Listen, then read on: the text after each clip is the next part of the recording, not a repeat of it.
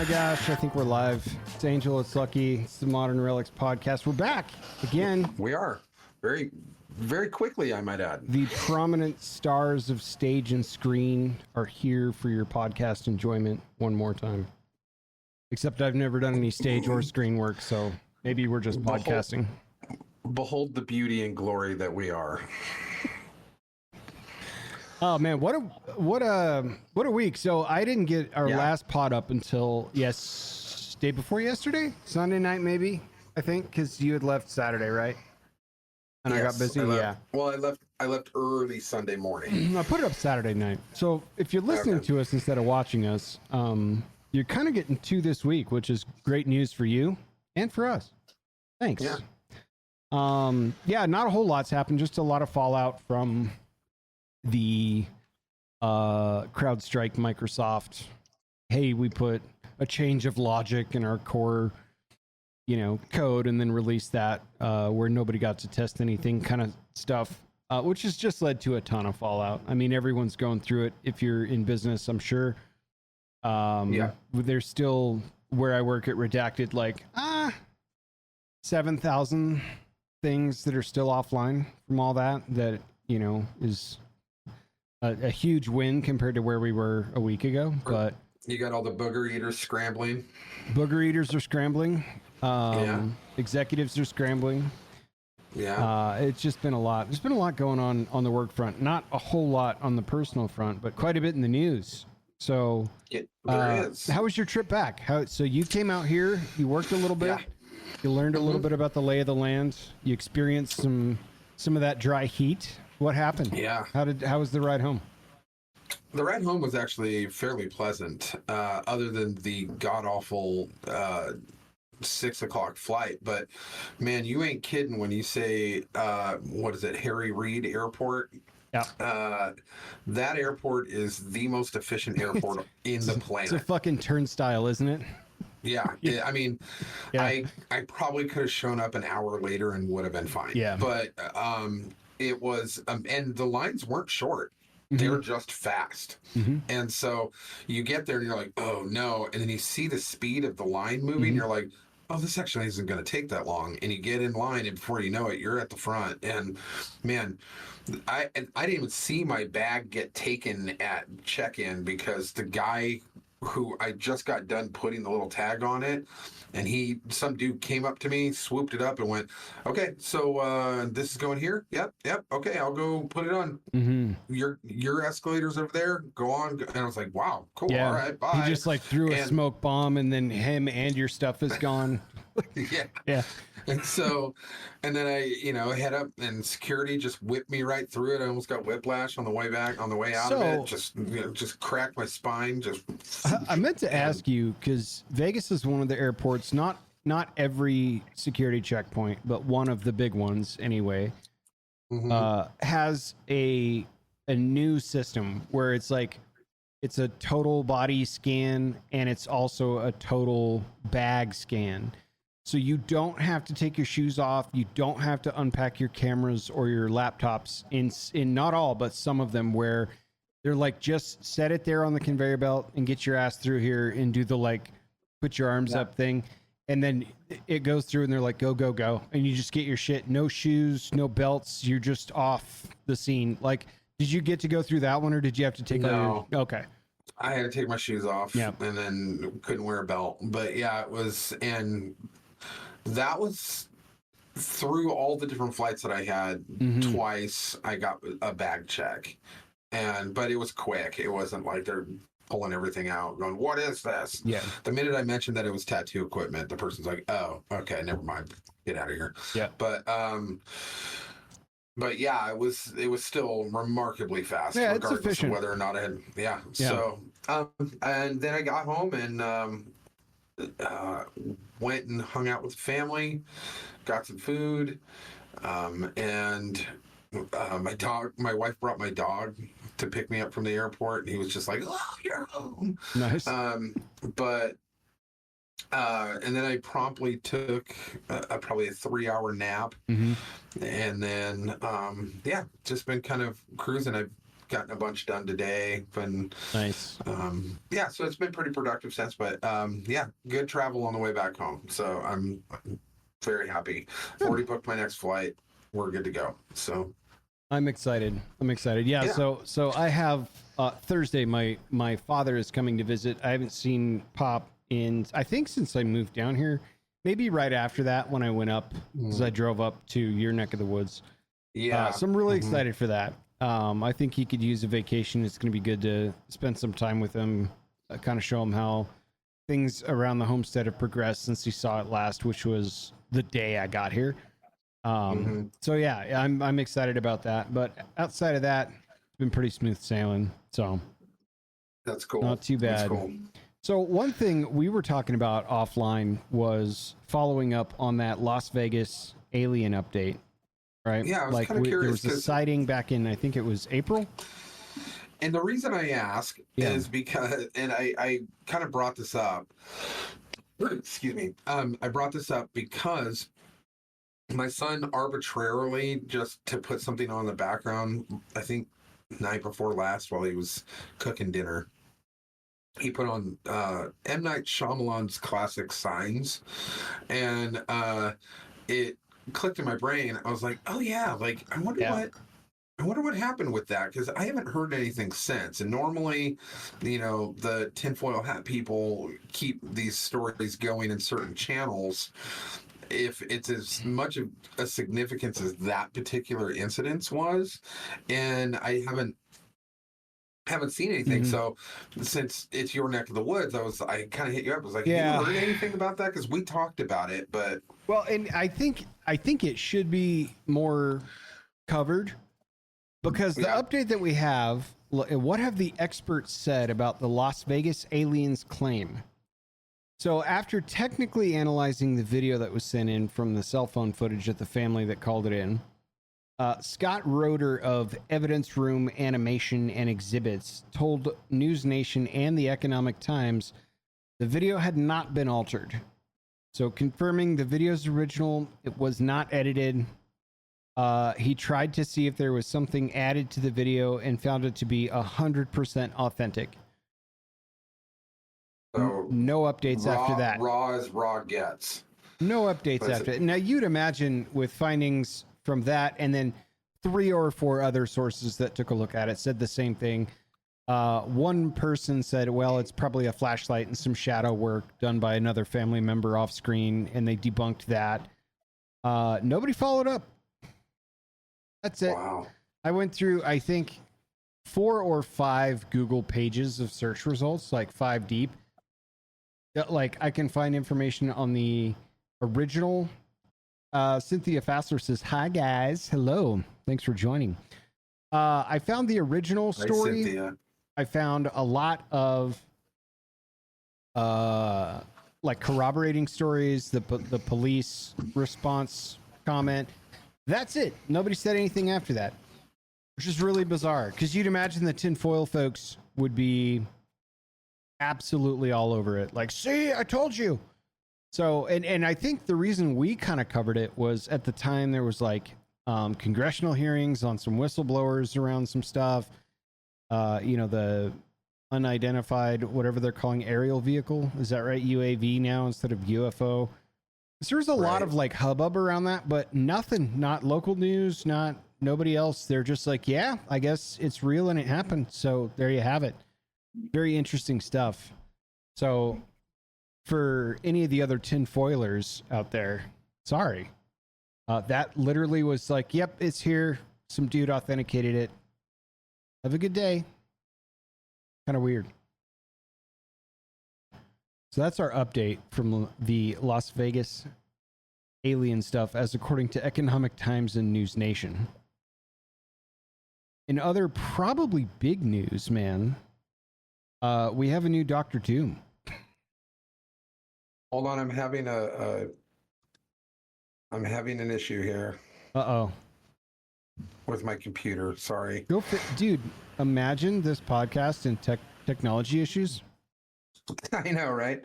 Well, I'm an idiot, and I tried to open up the YouTube to kind of keep a track of the chat. Yeah. Right?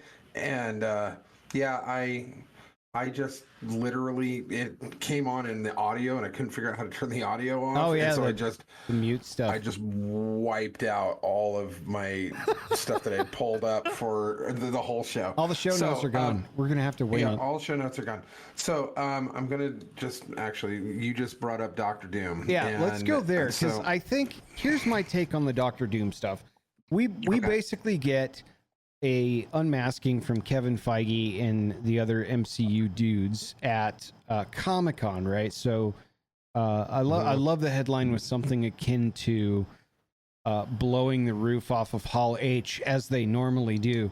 And what happened here was, to a thunderous applause, by the way, the Doctor Doom character steps forward, unmasked.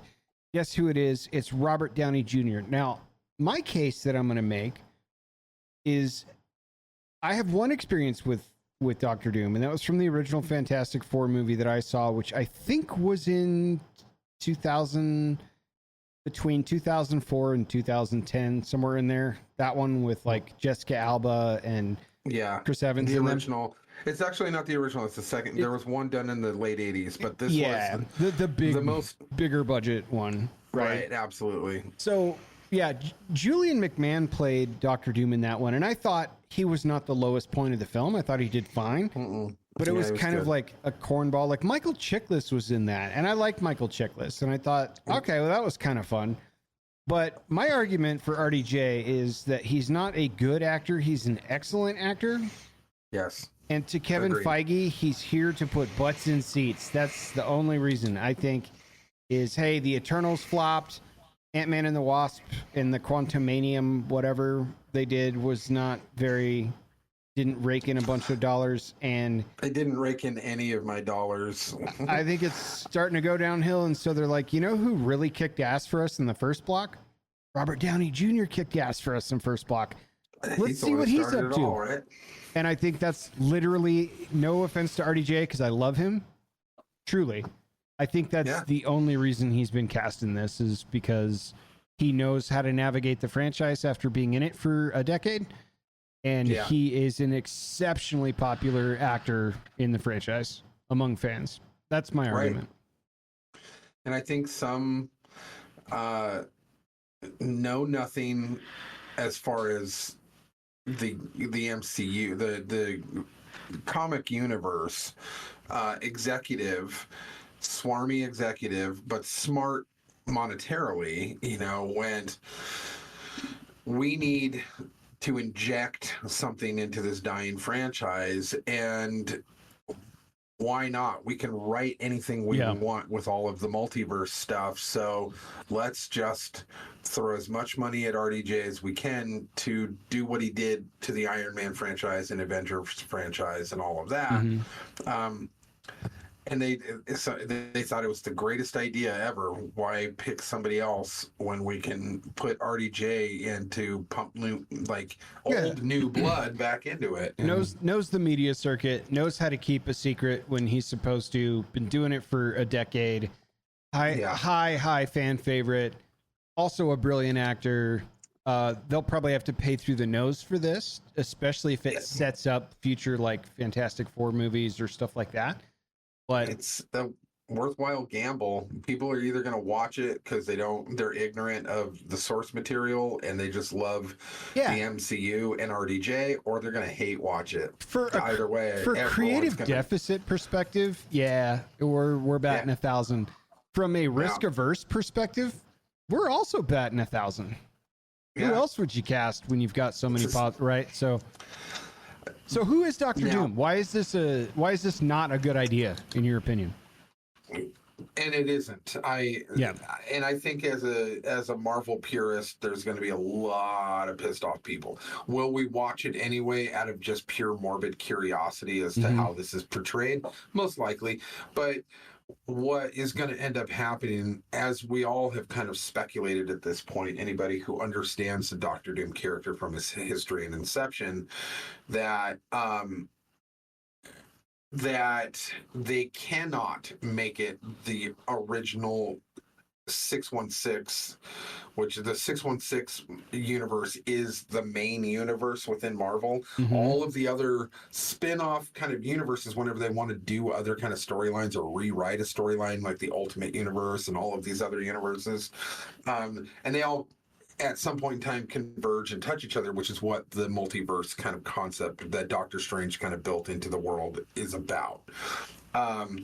He's going to have to be a multiverse Also version kind of of- Tony Stark. Yeah, also kind of a license to do whatever the fuck they want on a moment's it is- notice, right? It's a magic wand for Yeah. sure. It is the, for like Doctor Who fans, it's the sonic screwdriver. Sonic screwdriver can do whatever the storyline needs it to do.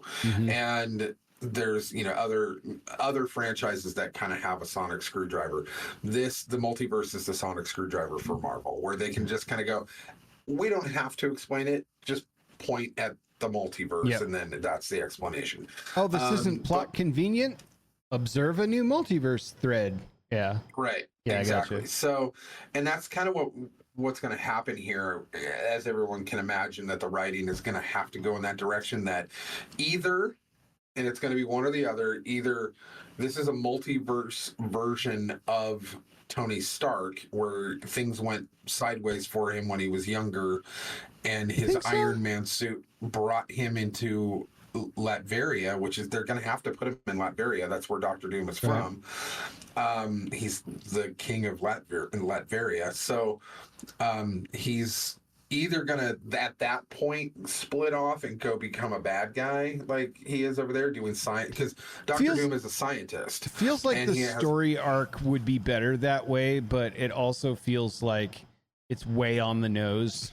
You know what I Right. mean? Like, And then, so, or Yeah. that 616 Tony Stark is a better version of Victor Von Doom, but then it would but it can't, because then it would wipe away Tony's dad and all of the other stuff that comes along with it.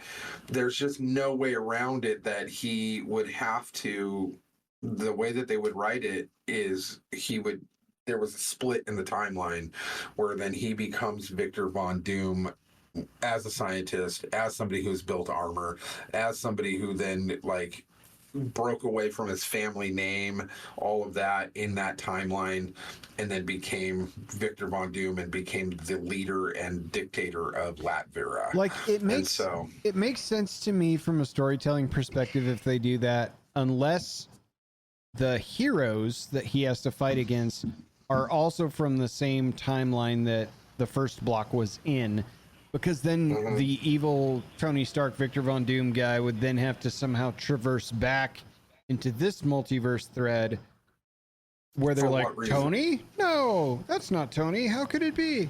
Like, Right. I don't know. That feels weird to me. So, and then the character Victor Von Doom wears the armor and the mask due to heavy scarring, you know, stuff like that. He was pretty damaged, and it, depending on what depiction you read, is how he ended up getting that way. But he's primarily, like, Doom is the villain's villain of the MCU, of the Marvel Universe. You've got your, you know, Galactus and Thanos being your kind of space bad guys. You've got Kingpin and a bunch of guys being your main, like, street level bad guys. You've got Magneto being the X-Men's big bad, or Apocalypse, right? But as far as like the overarching Earth, you know, big bad guy in the Marvel Universe, it's Doom. 100% Doom. Yeah. He's fought the Avengers, he's fought the X-Men, he's fought Spider-Man, he's fought mainly the Fantastic Four is kind of his main villain group, but like, He's the and obviously Shredder to this the is- Ninja Turtles. Yeah. right.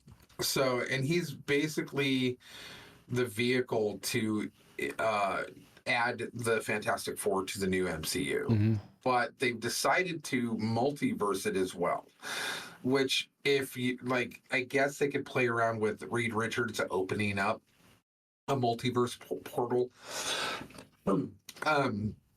which would make sense in the context of Reed Richards, but it seems like lazy writing in this way right now. My hope is just to- that they don't go back to New York during the Chitauri fight scene when Tony flies off into space and then while he's up there, something flashes where he splits off at that point or some shit. Because that just seems to be the point that they always drive back to for his like emotional arc as Tony Stark. So I don't know. Like, I'm interested to see how they do it, kind of as an academic exercise, but not so much as a fan interest perspective. And again, for the same reason I don't watch any of the other net new MCUs unless they're on a streamer. I don't know any of these characters and kind of don't give a shit. Like, I kind of don't relate to any of these characters because I don't know any of them other than Blade. And, you know. And that's the thing is that, like, I think I'm hoping one of two things. One, that they're trying to get back to kind of the mainstay characters because they've been reaching to, you know, the deep bench characters and trying, and sometimes it works. Like Guardians of the Galaxy were deep bench characters. Yeah. Nobody knew, you know, unless you're really into comic books like I am, you know, like the average person had no idea who the Guardians of the Galaxy were. And they kind of revitalized, and that was, what's his name? Anyway, it doesn't really matter, but that director, James Gunn? James Gunn, yeah. So that was James Gunn's genius that brought them and put them in it's actually one of my favorite Marvel franchises is that the Guardians of the Galaxy. They did such a good job of taking an obscure team and bringing it to the forefront. And that's what they thought they were going to capture that magic with all these other characters that they're just not doing. Yeah. Because of poor writing and poor executive decisions as to steering the franchises into more woke directions that people just don't care about. They want hero stories. It's not working out when they try to inject their kind of social politics into it. So they're flopping. I mean, that's because they're preaching. Clearly happening with Lucasfilm right now. Like, I mean, yeah. Anything Disney touches right now has to go in that direction. It's the prime directive. So, but I'm hoping that RDJ, it has enough acting and integrity, which it seems he does if you look at his career. And he's smart enough to read a good script and to sign on to this project going, okay, this isn't cheesy, this isn't stupid, this isn't bad writing, this isn't just a cash grab for me. He's smart enough to know that they're using him to revitalize a dying franchise, you know. So it would have to be a stellar script or a stellar story for him to sign on to it. I mean, I hope so too. You know, and that's what I'm hoping on. You know, I'm holding on to. Or we're both wrong, and it's a big paycheck, and this is going to be comically bad, pun intended. Yeah, but right. So, and that's kind of where I am.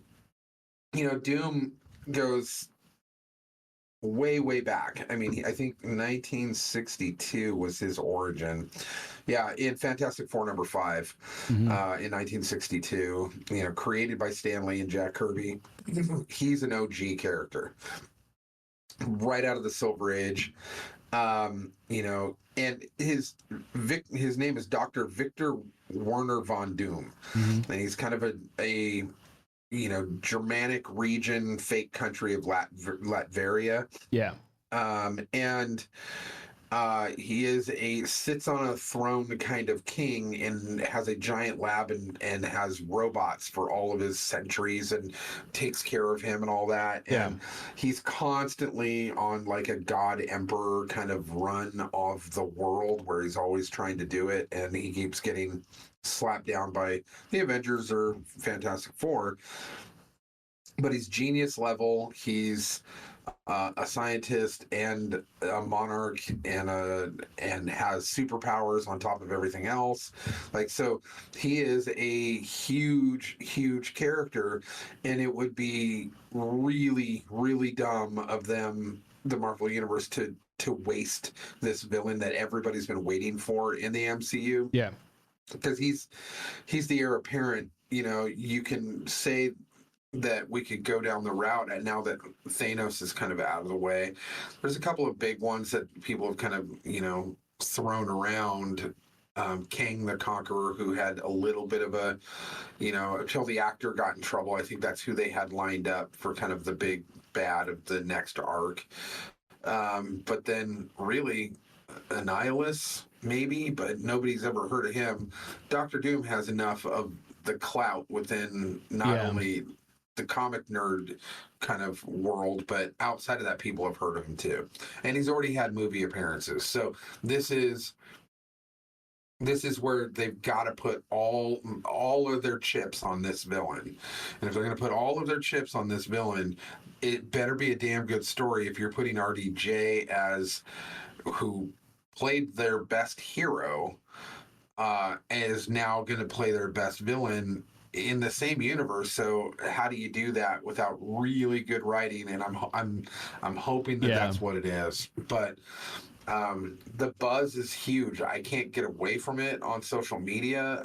It is every other reel that I look at is that RDJ clip where he throws the hood up and then does the Ironman, you know, and he's doing the Downey thing. So I don't know. We'll see. I've got IGN up right now because I'm curious to see what's the upcoming slate, right? So Catherine Hahn's going to come back as Agatha Harkness, right? She's going to get a TV series September this year. March next year, Daredevil Born Again is a series. At least they're bringing back Charlie, what's his name? Yeah, Charlie Cox. He was great in that. So they're bringing him back. I think they're bringing the whole cast back, which is wise. So because that was the best thing put out on Netflix in a long time. Show was rad. Here's where things get weird. Captain America: Brave New World in 2025. They had to change the name of that. Did they really? It was Captain America: New World Order, and they got so much pushback on it. Yeah, from people who are like, what, you know, like, why would you name it that? And so they named it Brave New World, which isn't much different considering if you're, you know, 1984 Brave New World kind of thing. But anyway. I mean, but that's, I think, isn't that Anthony Mackie? It is, and Giancarlo Esposito is going to be presumably, Sidewinder. So, like, that's cool because I like him as an actor a lot. Giancarlo Esposito is one of the guys, like, you just recently watched the that Guy Ritchie series I recommended to you. Now I can't remember the name of it. The Gentleman? The Gentleman. So he's the guy that's trying to buy the house from the main character the whole time. They're all debonair looking, kind of like Spanish almost looking dude with big glasses and all that, very well spoken, and he keeps trying to buy the house from or like buy his mansion or whatever, and then he ends up being like the main competitor throughout the end. That's Giancarlo Esposito. Okay. So Thunderbolts 2025, couldn't tell you at all what that's about, or I wouldn't, if you were to bet money on is this a comic or a regular movie, I would have said sounds like an indie film. Can't wait to see it at cons. Yeah. Don't know what that is. Thunderbolts is basically an anti-hero team. It is set up by Betsy Ross's dad, Thunderbolt Ross, who is the military guy who hates the Hulk. But he gets hit by radiation and he becomes Red Hulk. Oh, who doesn't get hit by radiation in the MCU? Right. So he becomes Red Hulk. Okay, Red Hulk I'm aware of. And then from there, he builds a team, and depending on the iteration of the team, it's always like people like Venom and a bunch of other kind of big, heavy hitters that he puts together, kind of a Suicide Squad, essentially. It's the answer to the Suicide Squad for Marvel. And to go after bad guys or go after good guys, just depending on who they're mad at the time and want to take down. Funded by the government. Makes sense. So it's a government-funded, you know, Suicide Squad type team, where they just, it's an ensemble cast of superheroes. Yeah. So we have next July Fantastic Four First Steps. Okay. So there you go. Are they giving us another Fantastic Four origin story? Because I don't think I can handle another one. What we know. 2019 Comic-Con, Feige merely mentioned the ran out of time to discuss the Fantastic Four or mutants. While both concepts will eventually make their way to the MCU, we expected that integrating Marvel's first family would be the priority, and like many on the internet have suggested, they will debut in alternate 1960s, an elegant way to introduce them and acknowledge their absence in the Prime MCU for the entire time.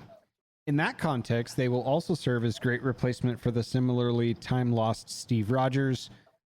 In December of 2020, Marvel announced Spider-Man Far From Home director John Watts would help helm the project, but then announced his departure in April of 2022, just a week or so shy of John Krasinski making a cameo as Reed Richards in the Doctor Strange Multiverse of Madness movie.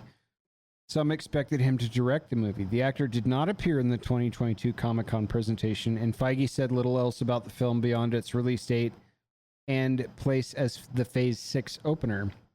At the subsequent D23 Expo, he confirmed WandaVision's Matt Shakman would direct the film. Shortly thereafter, Jeff Copland and Ian Springer signed on to write the script. In March of 2022, Avatar: The Way of the Water's Josh Friedman came aboard to write a new draft, and after years of speculation, Pedro Pascal emerged in November 2023 as the actor to play the cursed Richards.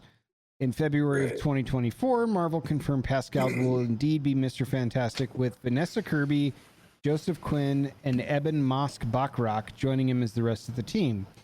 Filming began at the end of July. Other cast members include Paul Walter Hauser, John Malkovich, Natasha Lyonne, and Julia Garner as the Silver Surfer. Additionally, Ralph Ineson will play Galactus, who fans at SDCC 2024 caught a glimpse of thanks to pre-filming sizzle reel that the cast brought with them from London. The reel also gave those in attendance a sneak peek at Pascal's voice for Reed in the fabulous Fantasticar, a piece of tech ripped straight from the comic that looks quite at home in the retro-futuristic 1960s of the film. Also, Feige confirmed the film will be titled The Fantastic Four First Steps, and that Michael Giacchino will provide the score. And then it says Ironheart series, Ugh. Blade. Okay, that one I'm okay with, but the Ironheart is stupid. Can we do a bit of a spoiler? Because it was spoiled for me and I haven't even seen the movie. So in theaters now is Deadpool and Wolverine. Yeah. And my understanding from the internet is that there's a massive cameo by Wesley Snipes reprising Blade in that film somewhere. I'm on board. I like it. I'm really on board and really, really like that. Knowing that I'm going to fuck this name up, so I apologize. Mahershala Ali is supposed to be the new Blade. I think that's how you say his name. Yeah. That guy's awesome. And I thought to myself, like, okay, cool. If you're going to reprise Blade, yes, I would. I love this. That guy's, I think, an Oscar-winning actor, too. So I apologize. I fucked your name up. So anyway, that's coming. Then Avengers Doomsday in 2026. Wonder Man series, Avengers Secret Wars, Armor Wars. Yeah. There's some Shang-Chi 2 stuff. Another Spider-Man. Shang-Chi should have been left on the shelf. He was this 70s exploitation era that they did. Yeah. I mean, so was Blade, to be honest, but Blade at least had some like coolness factor that they really, really polished, you know, back in 98 when that first came out.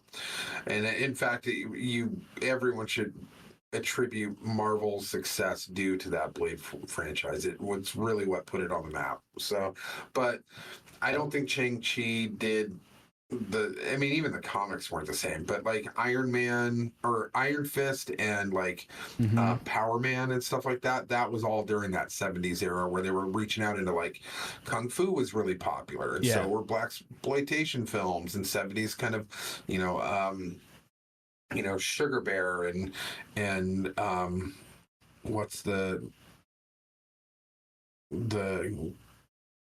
pimp cop guy that, you know, they made movies, or not Shaq, Shaft. Shaft. Yeah, Shaft, yeah. Shaft, so that whole era of movie, the whole era of that kind of 70s, they tried to inject into the comics world, and it had its day, but did not have legs to carry it through to the next generation because it was so niche to certain things.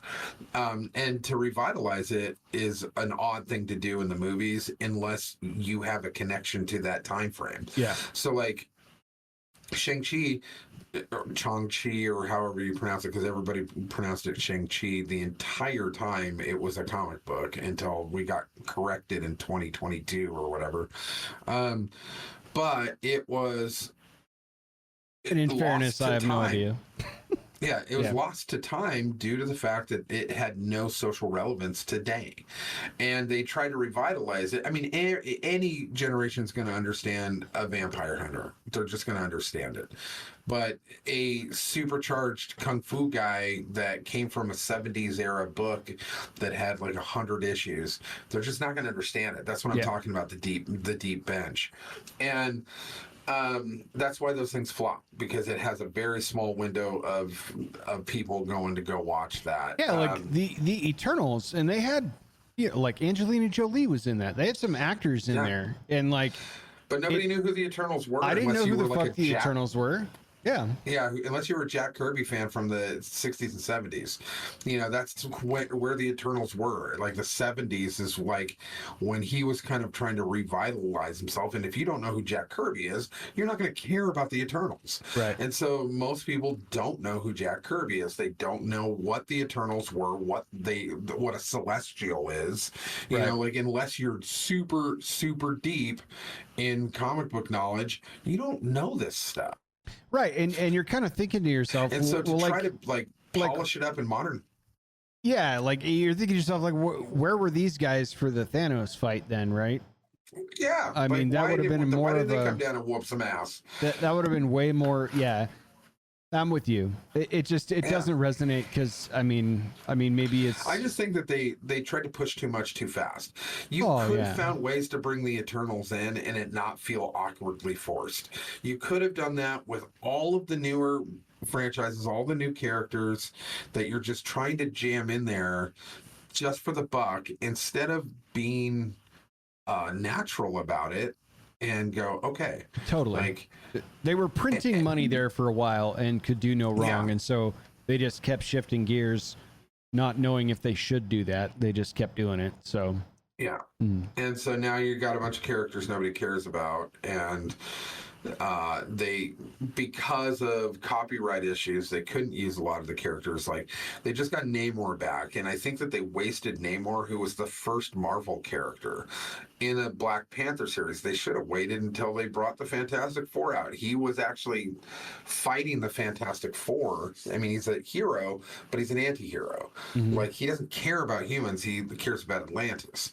And they took him out of Atlantis and put him in some like Aztec underwater city to make him more woke. But it was, I've never seen the second Black Panther because I just didn't care enough to. But from what I understand, is that they were straight up calling like something. Oh, they were calling him a wetback in the movie. Really? Yeah, because they had to dry off his back to take away his Mexican special powers. So like that actually occurred in a Disney released film, the second Black Panther? Seriously? I didn't watch it either, so. Yeah, but apparently in order to take him down, they had to dry off his back. Yeah, that's kind of gross. Yeah, so like it was absurd, but they ruined the character, so now he's ruined. Yeah. But like fast forward to the Fantastic Four, like what are they going to do? They were also in Sony limbo. Yeah, that's like where most of that died, right? For a long time. Fox limbo. There's Fox limbo because that's where the X-Men were. That's why they haven't been able to use the word mutant at all. Right. But now Disney owns all of that, so they're now going, okay, how do we inject all of these main big characters, X-Men, Fantastic Four, stuff that we hadn't been able to use up until this point? How do we do that? Well, and Spider-Man was a huge hit because they struck a deal where they could actually bring him over from Sony. Right. And that was a big deal. Because Sony had Spider-Man and Fox had X-Men, right? X-Men and Fantastic Four. And Fantastic Four. Yeah, and to their credit, I mean, some of the X-Men movies were not super enjoyable, but I thought the casting was really, really good in all of those movies.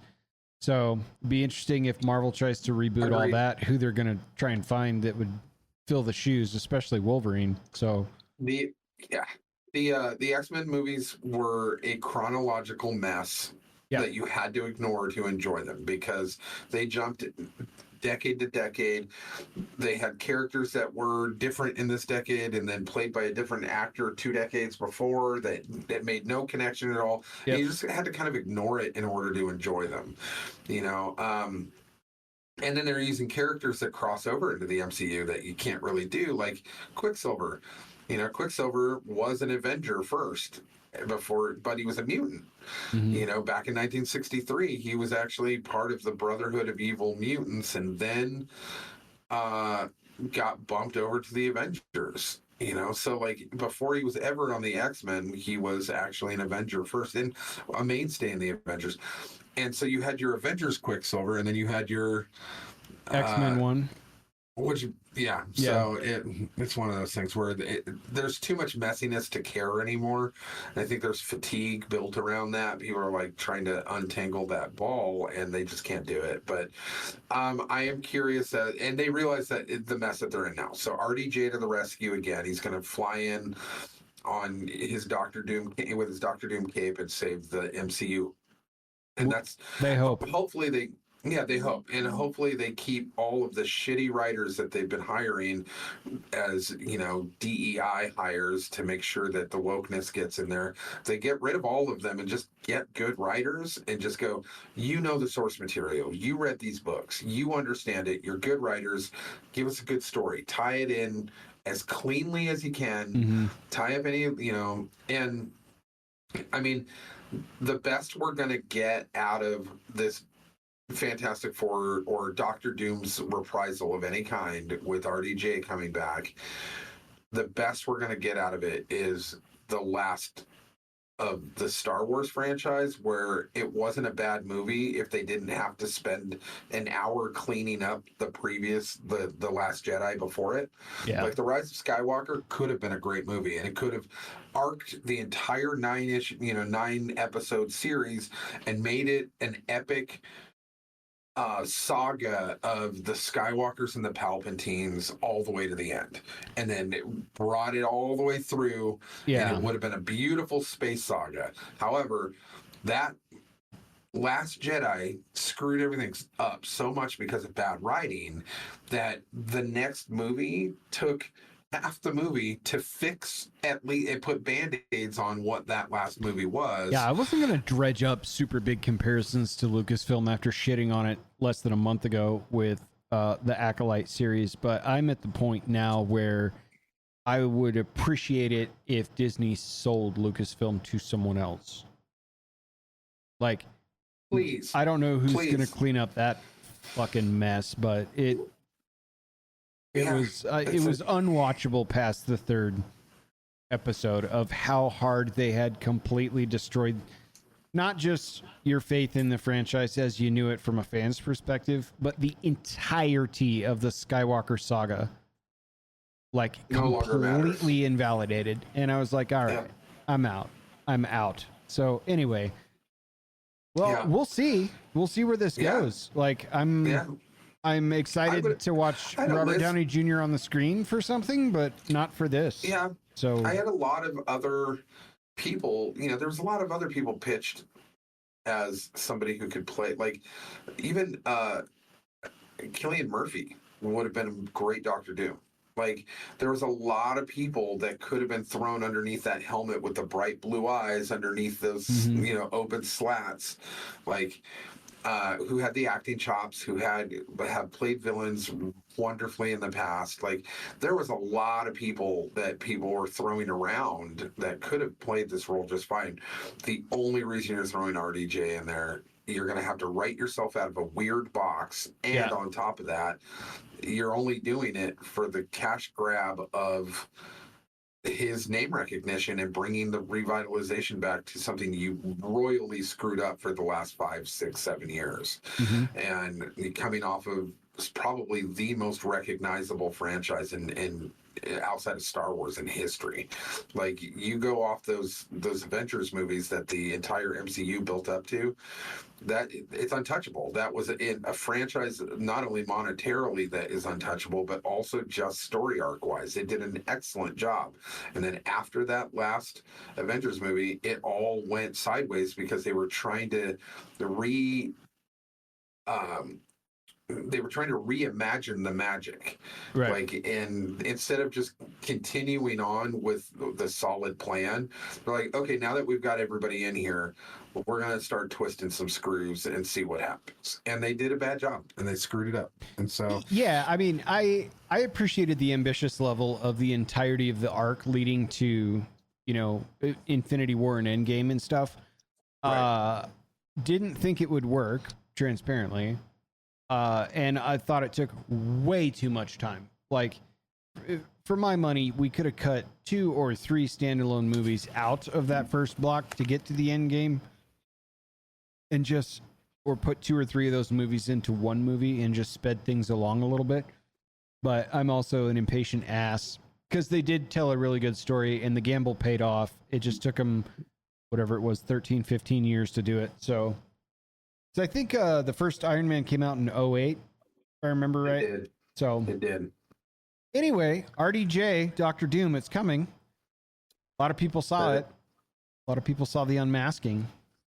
Yeah. Yeah, the crowd cheered very, very loudly for that. And I was kind of scratching my head, confused, going, what does this mean? Like, how, you know, and I think a lot of the comic purists are probably going to be in the same boat that I am. They're like, well, we'll see. Yeah. You know, but, and it sucks to put that kind of shadow of a doubt on RDJ, but like, when you're close to the source material, you're like, this doesn't logically make sense. Like, Right. Sure, I would like RDJ in just about anything, but this particular role throws a big wrench in the storyline that is only going to be explained away by multiverse magic. Right. And that's it. And so, and you kind of feel let down about that. Like, it's a big role that could have gone to somebody that really could have done something with it. And I'm not saying he won't, but in order to get us there, we're going to have to skip over some logic. And I think it's a bit of a letdown for a lot of people. Yeah. And I think it's, this might get pulled off, so I could stand corrected, but I think it's just, Me too. I think it's just thin that you have to leverage multiverse magic to get out of better storytelling. So. Yeah, same here. I mean, we could be looking at a Heath Ledger moment again, you know, and where we were, the entirety of the world was wrong about Heath Ledger's ability to play Joker, because I was like, whatever, this is going to be so lame. Yeah. It's like the Knight's Tale guy? No fucking way. That's not going to work at all. So I was like, 10 things I hate about you, heartthrob. Right. Like, what? I shouldn't be doubting Nolan and his ability to turn crazy shit into really entertaining shit. But I doubted. So yeah, I did too. I'll admit it. So this could be that same kind of concept where we're just all, you know, we were fixated in a particular way, and when we get thrown something that's kind of a curveball, and we're all curmudgeons about it. We're like, no, this doesn't make sense. I don't like it. And then it turns out great. But yeah, and I know where we'll turn the podcast to next. We'll probably hammer through some of those just for time and dry content factor. But since we're still on this topic, like, did you have a front runner you would have cast as Doctor Doom? Like, if you were in charge of the MCU, like, who would you have thrown the keys to Doctor Doom? To be honest, I hadn't put a whole lot of thought into it. Like, it wasn't on my radar because I had pretty much checked out of the MCU. Yeah. So I just didn't put a whole lot of thought. If I was to think about it, I mean, Cillian Murphy would have been great. But I'm trying to think of somebody else that kind of fits the bill. And I can't remember his name, but he was in Game of Thrones. He played the Lannister brother who was banging his sister. Oh yeah. Yeah, that guy would have been a great Lannister. pick. That would have been Lannister, cool. yeah.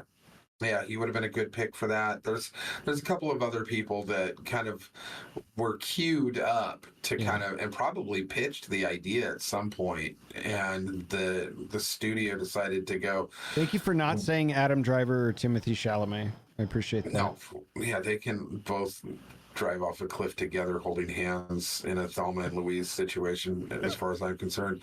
If they put that little Chalamet kid in another damn movie, like we were just talking about him He's last night, supposed to my be daughter the and I. next It. He's like the next It actor, Well, he's I in guess. everything. Yeah, he's in everything. Everything, and sure, he was. I didn't mind him as Paul Atreides in the Dune movies. Yeah. He was great in those.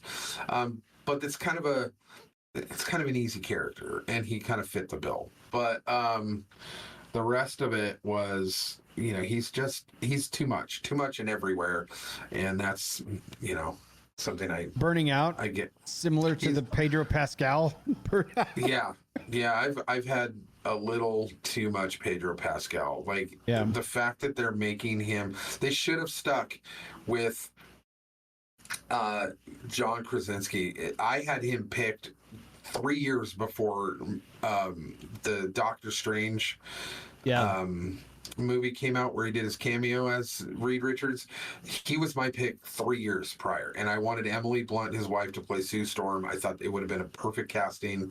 They've worked together in the past. She looks the part. You throw a little blonde in her hair, and she's exactly what Sue Storm needs to be. He's exactly what Reed Richards needs to be. And for some reason, some idiot at the studios went, you know what? You know who's really hot right now? You know who's in every single thing right now? Pedro Pascal. Let's put him at Reed Richards, and it kills me. I have absolute burnout on Pedro Pascal. Do you think if you we need a break? If you replace Pedro Pascal in everything he's ever done with Javier Bardem, is it a better movie?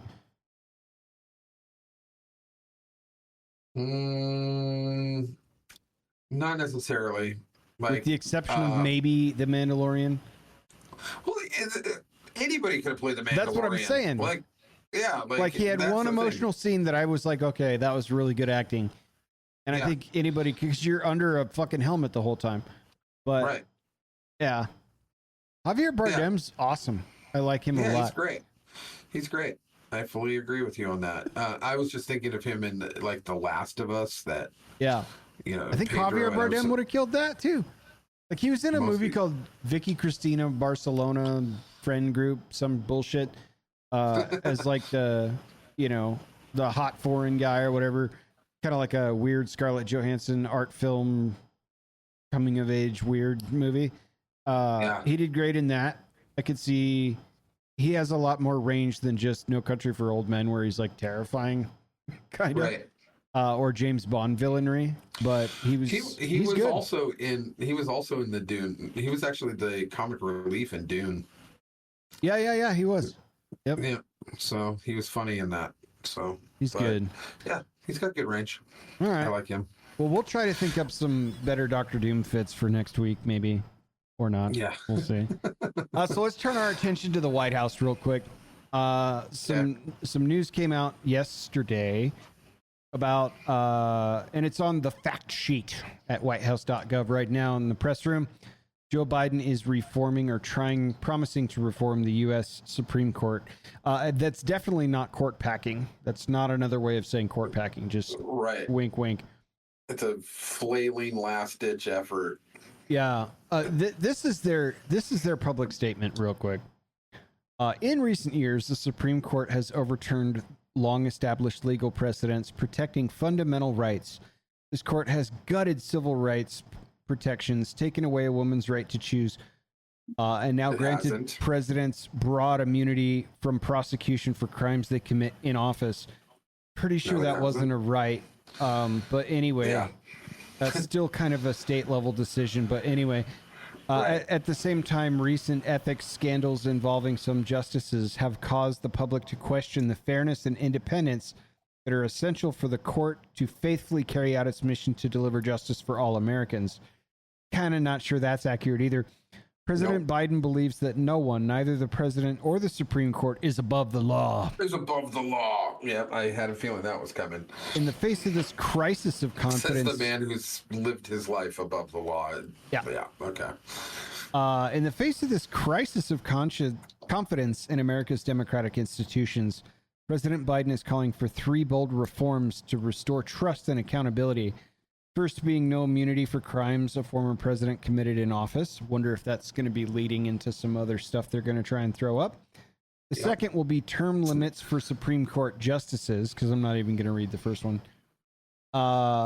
Congress approved term limits for their presidency over 75 years ago, and President Biden believes they should do the same for the Supreme Court.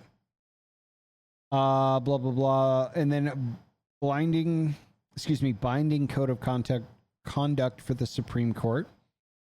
And then President Biden and Vice President Harris look forward to working with the Congress and empowering the American people to prevent the abuse of presidential power, restore faith in the Supreme Court, and strengthen the guardrails of democracy. President Biden thanks the Presidential Commission on the Supreme Court of the United States for its insightful analysis of the Supreme Court reform proposals. The administration will continue work to ensure that no one is above the law, and in America, the people rule. Yeah, that sounds so nice and completely false from top to bottom. Yeah, let's put all the ethics scandals on the table then, President Biden, if you're interested in having a dick measuring contest on our... That is a door I think he might not want to open. Probably not, right? Yeah, both for him and all of his pals that are still alive, such as Mr. Clinton and Mr. Obama and quite a few others. I mean, hell, throw the Bushes in there. Throw all, like, there isn't a single president who's going to be sitting there going, this is a good idea. Like, he's probably going to get pushback from his buddies with phone calls going, what are you doing? Like, this isn't a good thing for us. His response might be, I don't think I'll live to see my own trial, so fuck them. Right. That's some men just want to watch the world burn. Like, here's the one part of this that I'm not sure how I feel about, because I might on surface agree with it. I like term limits for everybody. I do. Everybody in every institution, judicial, executive. Like, I need to look into, obviously I know why they're proposing this. I get it. Right. But like in the larger context of term limits, I'm mostly a fan of that. I'll have to take a look at who else has tried and failed, because one of the most fun things I think an American can watch is pop some popcorn, throw on YouTube at some random CNBC3 channel where you get to watch the Senate hearings where they're trying to confirm potential appointees to the Supreme Court, and like watch the Senate just rip apart their history and due diligence while vetting them in front of God and country. It's great entertainment. Here's the reason why there's a difference between term limits between senators and Congress and the Supreme Court. Senators and Congress, Congress writes laws. They create law. They pass law. I get the differences. The Supreme Court, judicial system, they interpret the law. So they're not making law. Agreed. Right. And so that type of wisdom, and the fact that the founding fathers even saw that this is a seat that, if rotated too much, would be damaging to the country in such a way that generation to generation wouldn't know what up the law from down was. Right, what the law means based on ideology and political hacking does. Because if you have a rotating door in there, and every couple of years you got a new group of people, it is literally going to be too hard to keep track of the foundational law of this country. I agree. And so, if the term limits are longer, I guess I would have to really think about it, because just in general, I'm more of a term limits fan. That said, for Congress and stuff, because it's easy for me to say when I'm on the right side of the Supreme Court majority at this point. Right. And that's basically what this is. This is a temper tantrum from people that that the law is not being interpreted for them to get away with stuff. And they're throwing a temper tantrum. And so basically the law is like, let's take, they said it is removing rights. We know what they mean by that. They mean abortion. And so basically the abortion rights are getting the Roe v. Wade was taken down because there is no federal right to abortion. Oh, that's not in the Constitution? It is not in the Constitution. Oh my God! So Oh therefore, man. what that does is that delegates it to which amendment? The 10th Amendment. Sure does. If it's not in the Constitution, it's not a federal law, it's not a federal right, then what it does is it delegates it to the states via the 10th Amendment. And so that's what they decided. They didn't strip anybody of their rights. They literally said, we don't have the right to tell you what to do as We're the kicking that back to the state level, which is kind of what I said at the top. Yeah. Yeah, So where it belongs. So all of it is built. All this whole argument is built off of fallacies, bad interpretations of fallacies. In fact, so just to get the clips to put out to the dumb public that doesn't know any better, it doesn't understand how the law works, doesn't understand that they're not working outside of the law to create law. They're literally interpreting it properly and in the right context. It just hasn't been done in a long time because people were writing law from the bench, such as Ruth Bader Ginsburg and a bunch of other people who were doing that from the bench. They were creating law instead of interpreting it properly. They were like, oh no, let's make it so that there is a federal Roe v. Wade Act.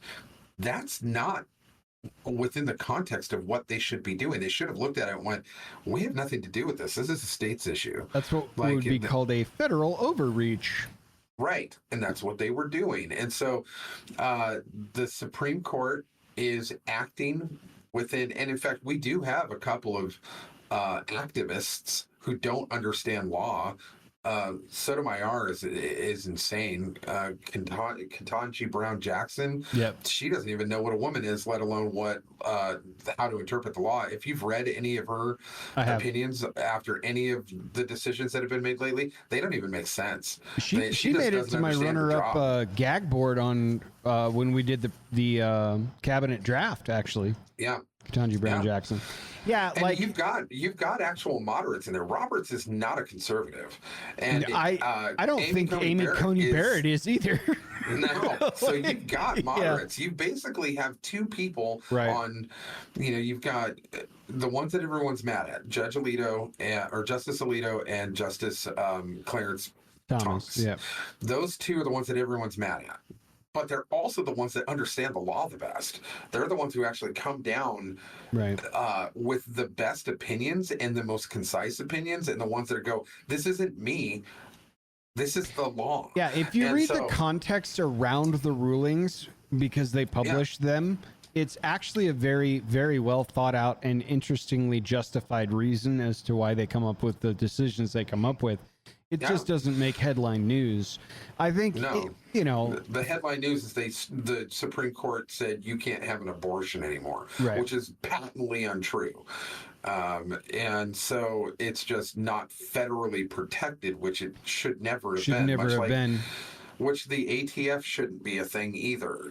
So these are things that your federal government is doing that is outside of the context of their it's way out of their purview. Way out of their purview. It's something that we've just accepted as a society. It's something that they should never have done. And that's just scraping the surface.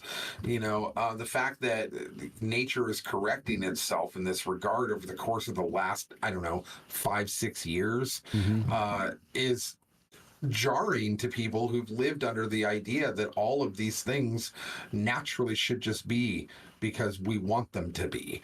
And when you realize, nope, that's actually not how the justice system works, and it's not how the Supreme Court works. Once you realize that, then you go, oh, okay, I just don't like it. And that's where you end up once the logical, 100%. So, and that's it. Like, you can not like it, but that's the reality of it. And I think the rest of it, though, just as far as hot takes are concerned, is complete horseshit. Yeah. Everything else in that fact sheet coming out of the White House was horseshit. It's a desperate swing because, he's not going to get to pick, this administration isn't going to get to pick a Supreme Court justice. Like, there's just no one dropping out anytime soon. And so they can't even the playing field. So it's either reform it to a point where it's no longer an equal branch of government, which it needs to be with congressional and or legislative and executive. Judicial needs to be on equal playing field. And what they're trying to do is handcuff it and cobble it right now in order so that they can just run over the top of it with whatever hopeful Congress that they can get to write laws and just just run over the Supreme Court. At some point, they're going to rubber stamp Constitution. They're going to rubber stamp stuff that will wind up being constitutional amendments that will then be backed up by the Supreme Court. Right. That's on a long enough timeline. That's exactly what would happen on both sides of the party if that was to be the case, or both parties rather. So and stacking it isn't going to make it any better either. That's their other trick. Is like let's put 2 more justices up there, and you're like, well, then why not 11? Then why not 13? Why are we stopping at, because you don't have the upper hand right now, you're very upset, so you want more. It's the same thing we dealt with here in Coeur d'Alene, in Kootenai County, actually, a couple years back. The Democrats here were really upset that our county commissioners, there's only 3. We have 3 county commissioners.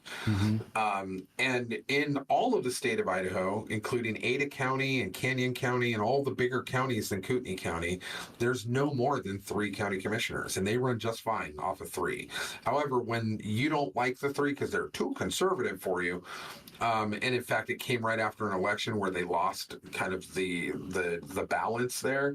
Then all of a sudden they came up with this idea for optional forms of government meetings where they were looking at putting on the ballot, bumping it up to 5 commissioners and then a city manager.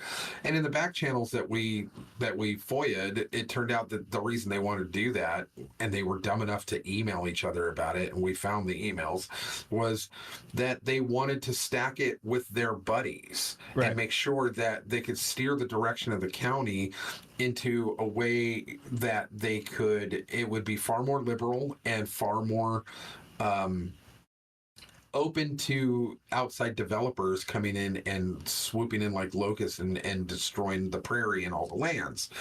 And then they didn't like the way that the sheriff was handling the COVID situation, because he wasn't going to fine anybody for he wasn't going to violate anybody's rights. And so they were like, no, you have to do it. And he's like, nope, not doing any of that. So they're like, okay, he's a problem. So what we're going to do is take all of the elected officials, such as the sheriff, the coroner, the prosecutor, the clerk, the assessor, all of the sitting, county officials, and instead of having them elected, let's just appoint them.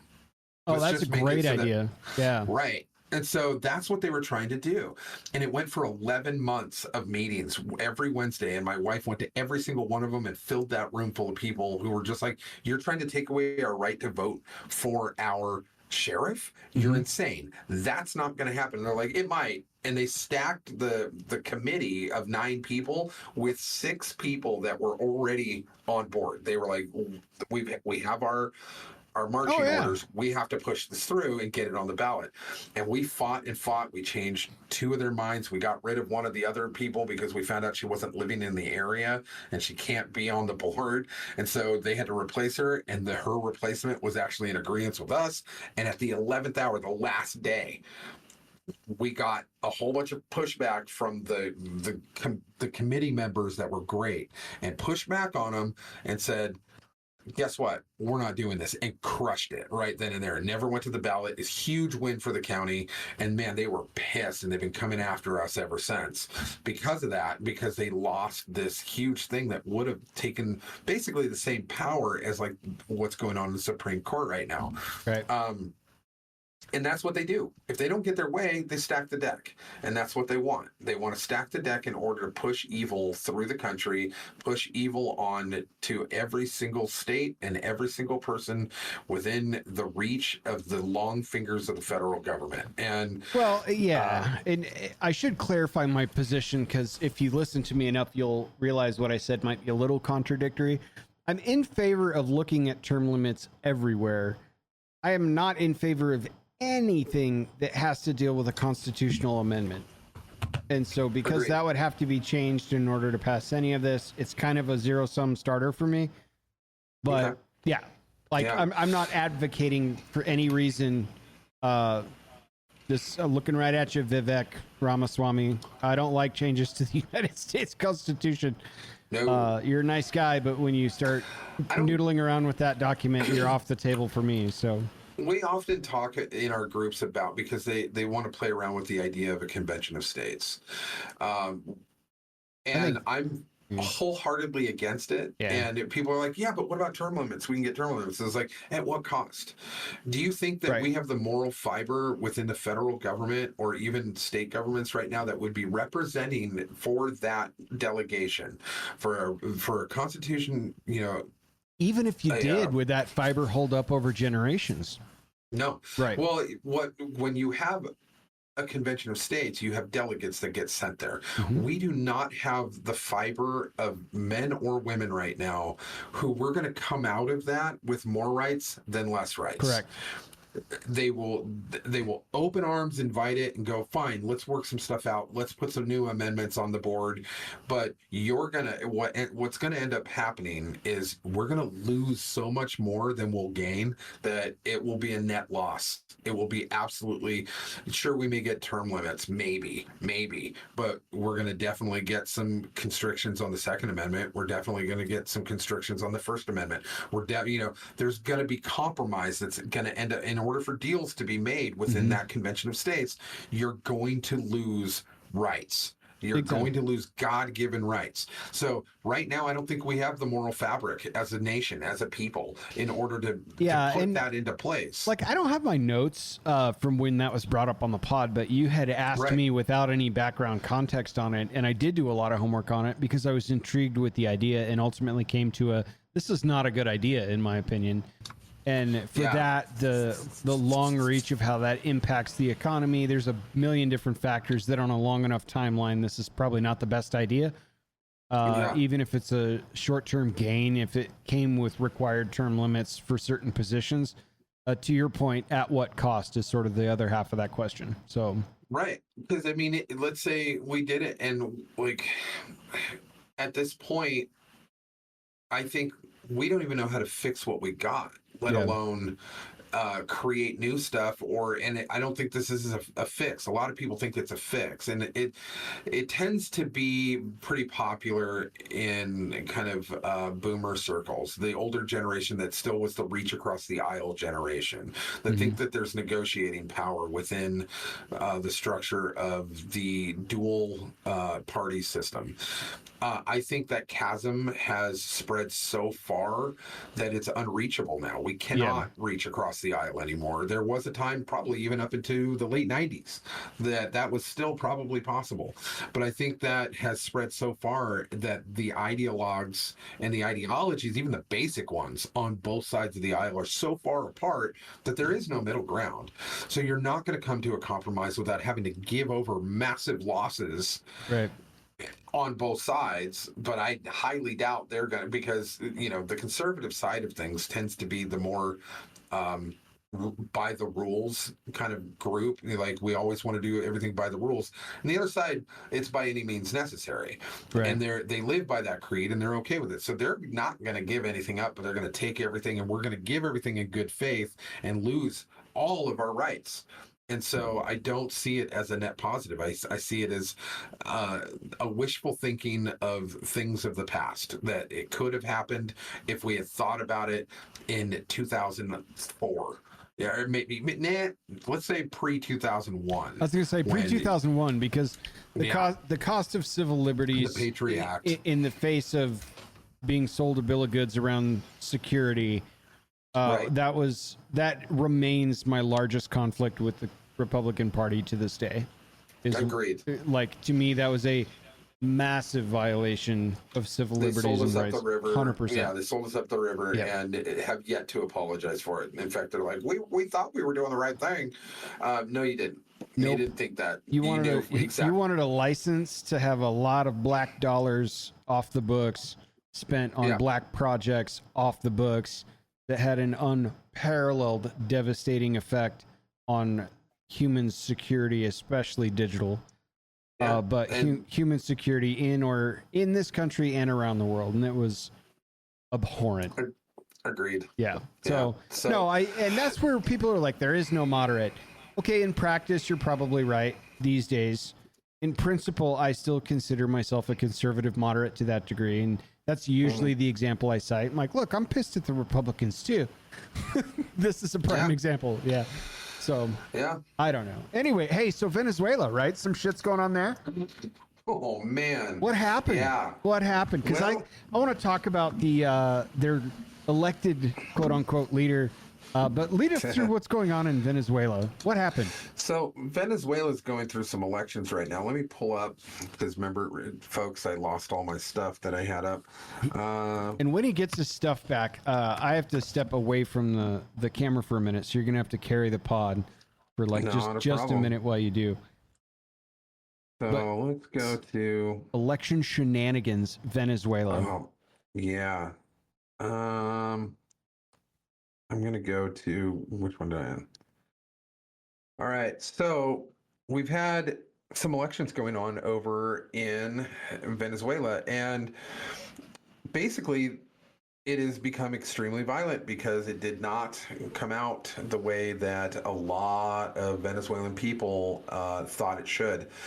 And President Nicolas Maduro, who is the current essentially dictator, I mean, at this point, any elections are kind of, you know, they put him up for the sake of it, for the narrative, like, oh yeah, look, we're all elected. But Maduro's been a heavy dictator. He's you know, in the vein of Chavez, and there has been a people's advocate, basically, you know, a populist leader, much like they did in Argentina and a couple of other places where this is kind of spreading. And his name was Edmundo Gonzalez, and he was running against him. And a lot of the people think that there was widespread irregularities in the voting, that they cheated, and the Maduro came out and just announced that he won, regardless of what the results came out to be.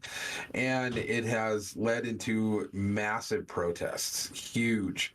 And people are getting killed by Maduro's men. They are swooping them up as much as possible, but like there's a ton of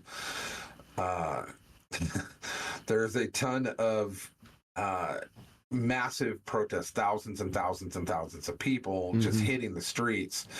And so there's a lot of stories going on within that, but they're kind of keeping it, the media is kind of keeping a wrap on it. There's some stories going on, but Maduro is about to have a full-on revolution, and if it hasn't already started by now, I only see it going in that direction. It's wild. Can I give you a couple paragraphs from Wikipedia? So take it with a grain of salt on the Nicolas Maduro guy here. Sure. Nicolas. Yeah, I'd love to hear. All right. Yeah, a little history on the man, because you know you kind of hear of Maduro, you hear of, you know, these kind of South American dictators that have come in off of cartels and such that are kind of running countries in communist fashions under the thin veneer and guise of a democratic kind of socialism. But really they just do that for the show, and so that's what I was explaining. But I want to know some quick side history note too, like going to Mexico real fast. While you were here, I was reading you that breaking story about the cartel leaders that were essentially, we'll cover it next pod because it's a fun story, but essentially we captured two very prominent Sinaloa cartel members in the United States. That's super exciting. But let's get back to Nicolas Maduro. We watched Sicario. Yeah, the day after we watched Sicario, by the way. Which which I had never seen. It was awesome. Like Providence timing. I know. Yeah, I was like, no, this movie's badass. Sicario. You'd probably like it. It's, you know, and I'm I can't remember his name now. Fuck, mind melting. Benicio del Toro. Yeah, I'm a huge Del Toro fan. Josh Brolin, he's in it. He's great. It's great. Yeah, it was a great movie. But yeah, anyway, bleeds into this, but yeah, go ahead with the Maduro background. Yeah. I totally should have sponsored that in the pre-show as a story. I didn't get the notes together. So Nicolas Maduro, right, beginning his working life as a bus driver, Maduro rose to become a trade union leader before being elected to the National Assembly in the year 2000. He was appointed to a number of positions under President Hugo Chavez, serving as president of the National Assembly from 05 to 06, as Minister of Foreign Affairs from 06 to 13, and as the vice president from 2012 to 2013 under Chavez. After Chavez's death was announced on March 5, 2013, Maduro assumed the presidency. A special presidential election was held in 2013 where Maduro was declared the winner with a 50.62% of the vote. So pretty close. As the United Socialist in there. Yeah, as the United Socialist Party of Venezuela candidate. He has ruled Venezuela by decree since 2015 through the powers granted to him by the ruling party legislature. Shortages in Venezuela and decreased living standards led to a wave of protests in 2014 that escalated into daily marches nationwide. Repression of dissent and a decline in Maduro's popularity. An opposition-led National Assembly was elected in 2015, and a movement toward recalling Maduro began in 2016, which was ultimately canceled by Maduro's government. Maduro maintained power through the Supreme Tribunal, the National Electoral Council, and the military. The Supreme Tribunal removed power from the elected National Assembly, resulting in a constitutional crisis, and another wave of protests began in 2017. As a response to the protest, Maduro called for a rewrite of the Constitution, and the Constituent Assembly of Venezuela was elected in 2017. Right then and there. Which is why we have a Supreme Court. So Appointed, not elected, I might add. Right. Under voting conditions that may concluded were irregular. On 20 May 2018, presidential elections were held. President Maduro was sworn in on 10 January 2019 with widespread condemnation, and the president of the National Assembly, Juan Guaido, was declared interim president on 23 January 2019 by the opposition legislative party, kicking off a then presidential crisis that spanned nearly 4 years and divided the international community. Maduro has been described as an autocrat and a dictator by some Western authors. Between 2013 and 2023, Venezuela dropped 42 places in the Press Freedom Index. According to escalations by the United Nations and Human Rights Watch, under Maduro's administration, more than 20,000 people have been subject to extrajudicial killings, and 7 million Venezuelans have been forced to flee the country. The UN fact-finding mission on Venezuela concluded that the country's justice system independence had been deeply eroded. The mission also identified frequent due process violations, including political external interference and the admission of evidence through torture. Most Venezuelan television channels are controlled by the state, and information unfavorable to the government is not covered in its entirety. In 2018, a board of independent experts designated by the Organization of American States alleged that crimes against humanity have been committed in Venezuela during Maduro's presidency. In 2021, the Office of the Prosecutor of the International Criminal Court announced the opening of an investigation regarding the situation in the country at large. So things have not been smooth sailing from a guy that just won't let go of his power. Kamala Harris. What? Yeah, right. So just off the, just that's wild. And that's Wikipedia, right? So grain of salt here. I could have wrote that also, myself. So a lot of this is coming from the UN and stuff that, which typically I'm like, well, if the UN thinks you're bad, then you're probably good. But no, I don't think so in this case. I think that well, the investigative bodies that are producing evidence toward the reasons they were appointed to investigate this stuff is what I'm more concerned with, rather than the body that sent them that way. Right, exactly. Kind of. Depends on where the money and the interests are, but that's a ton of shit. Yeah. Like, that's hard to get around. That's not one or two things. No, that's not. That is a political lifetime of a death grip. Yeah. Wild. Yep. And so what's going to end up happening is two things. If he holds on to this, expect another giant flood at our border, because that's where they'll go. Yeah. So we will have a massive multi-million refugee push towards our borders. So then on top of that, also, do you not see certain things beginning to manifest that are mirroring what is going on in this particular situation here within our borders? We may not be that extreme yet, and we may not be decades down the road of like ongoing, strife and conflict, but the ingredients are there.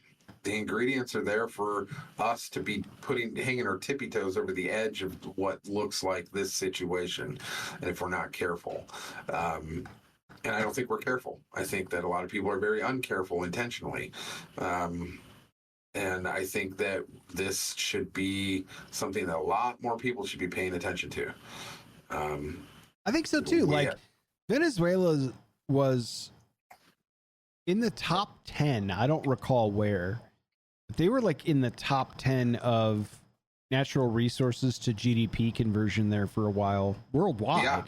Like this is not a country that couldn't be highly profitable and self-sustaining and democracy first, which I think it's clever that even in Wikipedia, they don't spend a whole lot of time naming what the other opposition party stands for. Could also not be a democratic process that they're advocating for. So I'll give the devil his due for a moment. But nevertheless, like if we're working with a dictatorship to this degree, maybe the alternative might have some bright ideas. And it sounds to me like that's kind of what the people en masse have been advocating and protesting for since 2014, just with various hot button points to go back out and protest. That's pretty radical. But you raise an interesting point right here in the States. There are enough ingredients where that could start to kick off here. Yeah. Very much. I think we have all of the ingredients for that type of level of social unrest. And if things line up properly and you mix it all together just right, come November, we could have something looking very similar. The difference is that we're a far more mixed group of people than Venezuela is, obviously, and also we're armed. We have the Second Amendment, and it's going to be a very, very vastly different type of protesting on a grand scale. We're also, like 3 times the size of Venezuela or more in population and land mass. I can't remember exactly how big Venezuela is, but it's big enough. We may be even bigger than that, but I can't imagine us.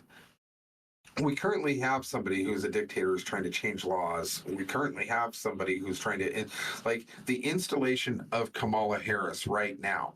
The fact that not one person voted for her. Venezuela looks the same size or slightly larger than Texas State, maybe. Okay. Anyway. So yeah. But yeah, the fact that they are subverting democracy entirely, and I don't even, believe in democracy. I'm a constitutional, republic believer, but if we're using the word democracy for the sake of not communist or socialist, let's go there. But if we're looking at it from that way, they've subverted democracy entirely to install somebody that they're going to try to push in with possibly fake elections, because otherwise, popularity-wise, there's no way she's going to get in. If she gets in and everyone's like, the math doesn't math, we have the elements of what's going on right now in Venezuela. And I'll have to go back to my board approved safety board. How many days since last peaceful protest by supporters of the Conservative Party? Well, it turns out there haven't been any, so it's still been 0 days since our last uprising, so to speak. Since they shot, since peaceful protest, I mean. Right. But I mean, even after they shot their the head of their party. I think You know? if that bullet was an inch or so off course, that may have been different. Yeah, agreed. That's how polarized I think we've become. 100%. I think that the fact that he turned his head at the last second, Yeah. and even now the FBI under congressional hearings is admitting to that. Yeah. And look, Yeah, I'm honestly a massive fan of protesting. yeah. I think its a concept fundamental constitutional right. and delivery are both excellent. What I am not a fan of is crime. Yes. And so I think there's a way in which we could do that. Now, all of you listening are like, we know you're an old man and things make sense to you like they should be since 1950. That's the American political system. This is not a... You're probably right. Like, I'm a bit of a traditionalist in that respect, and, you know, defended the fact that, like... I think that just shows that the fact that you can't find nuance or sophistication in protest without violence. I think that if you're generationally arguing That's at all... exactly what I was going to argue. Yeah, like, that if you're arguing at all, that you don't get it. You just don't get it. This is the way things are done now. First of all, shut up. The Vietnam War protests put you guys just, you know, the Watts riots. Yeah, this like, has happened you can because you can protest the Vietnam War. You can protest and occupy Wall Street. You can occupy the bathroom. I don't give a shit. It's when we start looting, rioting, when people are getting hurt. And the tipping point is so much fucking closer than you guys think. I saw some pretty wild shit over the pandemic. Yeah. People shoving people over in the grocery stores. Ripping a can of beans out of an old man's hand. Like, wow, guys. I mean, it took almost nothing to push people over the edge. So as much as I don't like it, I believe that we're much closer to an absolutely divided country over this type of stuff with armed conflict. I don't think it's out of the realm of possibility where 7 years ago I would have laughed and said, you're out of your mind. It would take a catastrophic series of events. And it really didn't. It really just took a narrative. They slow dripped this narrative into a situation where we are now at a point where if you get told that cough syrup is going to save you, and we're running out of cough syrup, that there's going to be full-on rioting and murder in the streets, where instead of finding cough syrup, people are stealing TVs and tennis shoes. Yeah. It's like the idea that protesting, which is a fundamental, beautiful right that we as Americans are afforded through natural law or God, however you want to put it, not the government. They don't give us those rights or rules or laws. These are beyond their touch. But let's just say, you know, that these are fundamental rights of protest, but you can do it without violence. 100%. You don't have to smash a window. You don't have to light a building on fire. You only do that because you're ignorant of what you actually, the accomplishment of the long-term goal. I'll bet you anything I could successfully protest something without gluing my hands to the street, without defacing priceless artwork at the Louvre, without smashing windows at a local Nike store, without blocking the freeway. I always said, like over in Seattle or any metropolitan area, whenever they block the freeway, I was like, what do you think you've got now, 8 miles of supporters? You think you got 8 miles of supporters on this freeway? No, now you got 8 miles of people who are like, I don't care about your protest. I'm late to work. My wife's going to give birth. 100%. You ruined not only my day, but possibly like my life because of this, because I didn't get to where I needed to. Dude, we saw that. We saw that on Capitol Hill. They could not get to that kid because they boarded up the Chop Chaz shit. Yeah, it's like, oh, so let me get this straight. The revolutionists that are supporting the radical ideologies and also conflating the BLM message and movement into all of this, the first thing they did was build a wall with concrete barriers, immediately simultaneously appropriated government buildings. Without seeing the irony in any of it. There's no irony here, but they couldn't get to that kid that got shot up there, and he died as a result of not being able to get emergency services up to the Chop Chaz camp where they had blocked out for what's her ass's Summer of Love in Seattle, Washington. Yeah. Get fucked. The amount of hypocrisy in what took place there that is still absolutely unseen. And I had friends of mine argue with me, well, that's what it takes to get some change. You have to break a few eggs. You have to break a few windows.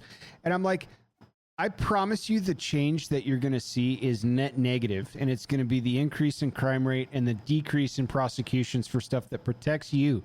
You want to defund the police? Watch what happens. And I was right. Yep. Absolutely correct. That's my point. Like, I love protesting. Trust me. I think it's a fucking amazing, but I'm not a fan of crime. And I think the lines are so damn blurry now that I'm willing to state where I wouldn't have 6 or 7 or 8 years ago that, I think we're at a tipping point where it is now very possible for armed conflict or civil war types of rhetoric. Not that I'm celebrating that by any means. I think that's that's the worst possible case scenario. I got kids. You know, my 2 kids are right at that. You know, like I don't want them to have to go through that. I don't want that. So anyone who thinks that we celebrate on this side the concept of going into open conflict, do not. Sure, you've got some of those meatheads on both sides, you know, that are like, just try me, I'm ready, you know, and that's an absurdist point of view because they don't understand and they don't get what's actually going to happen when there's blood on their soil. And the reality is that by any means necessary, avoid it. Do whatever you can to avoid that kind of scenario. But I think that we need to all really take it, and we won't. So I know this is screaming into the void, into the ether, into the void, because humanity, because of where we are right now in America. But I don't think, I think if we were all smart, we'd take a look at Venezuela right now and go, is this what you want? Because you're about there. So come November, if this is what you want, you better be careful. You better control your emotions, your actions. You better understand that this, no matter what the outcome, it's not the end of the world. And do not take the bait. Don't take the bait of what they're trying to push you into, regardless of what side of the fence you're on. Do not take the bait. And it doesn't take much either. Take a brief day trip through the internet on the history of Australia as a prime example. Like that's one exact way of, and everyone will tell you there, everyone will tell you in Argentina, don't let them take your guns, for sure. Definitely don't give that up.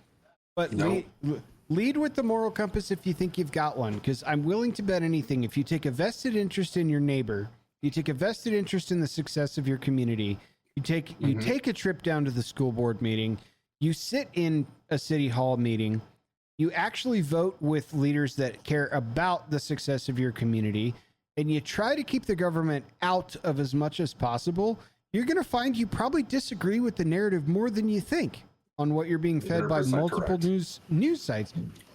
You know, whether you're in Middletown, America, whether you're in the inner cities, whether you're in the suburbs, just try for yourself going into this November to actually take a look around. Much. It doesn't take a lot. Much at all. Everyone thinks it takes, like, I don't have the time to invest in it. Right. It doesn't take anything. Literally shake a neighbor's hand. Like, take 5 minutes out of your day. Take one of your days off and find some meeting to go to. Invest yourself in your community, and then you will care when people are throwing bottles and bricks at your neighbors. You know, you will care when that happens. Yep. And you all of a sudden your perspective will start to change about what community means, and then furthermore what your county means, and furthermore what your state means, and furthermore what your country means, and what it actually means to actually be a part of that community, and top to bottom. And it is something that I don't think anybody's doing right now, and they really need to do it. If you want to talk about a position of privilege, it is sitting back from an armchair and deducing what you want to believe out of a narrative being fed to you by the internet, which is a miracle in and of itself that we all have the internet, or most of us. We're feeding opinions on the internet, but that being said, take a vested interest in the community that is supporting your ability to have these things. Take a vested interest in the people that are elected in positions that have narrative control over what goes on in your town. Yeah. How your economy structure is built and what the implications at a national scale all the way to a local one would mean. And then vote with a little bit of knowledge behind it and see where you land on that. It might surprise you. That's all I'm saying. It might surprise you. Agreed. So I think that people should take a look at what's going on in Venezuela and take it and heed it as a warning. Come November, we're marching very quickly on November, and it's not going to be pretty either way. So I'm a little concerned about how this winter is going to be in this country. But if we all stop, take a look at what's going on in Venezuela and ask yourself, is this what we want? Mm-hmm. Do we want this? No matter what the outcome is this what we want? And we'll see. We'll see how it goes. But yeah, keep your eyes on Venezuela right now, guys, because that's where we're headed if we're not careful. I agree. What do you think about doing a little gospel by Gen Z? Maybe turn this ship around a little bit. Actually, before we do that, can I talk to you about a movie I watched on my way back from your place? I would love it. What'd you see? Oh, man. I saw the new Ghostbusters movie. The Empire of... Hold on. I don't know. Like Frosty Empire or some nonsense. I'm trying to get my mouse over here. Frozen Empire, not Frosty Empire. So, oh my God, Frosty the Snowman came out on this one? Well, I watched Ghostbusters Frozen Empire. Yeah. And it came out on Netflix, and it worried me because it came out really fast. And so just to clarify really quickly, this is a sequel to the last Ghostbusters kind of reboot, not the all-female one. Mm-hmm. And the all-female one was trash. But my son's favorite movie is Ghostbusters, so we're a big Ghostbusters family. But the reboot we were all kind of nervous for, and we actually loved it. It was heartfelt.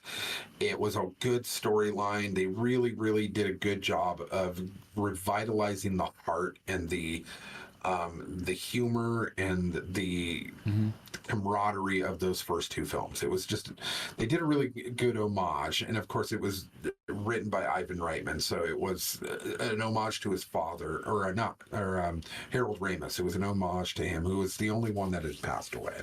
And then since then, I don't even know who directed this one.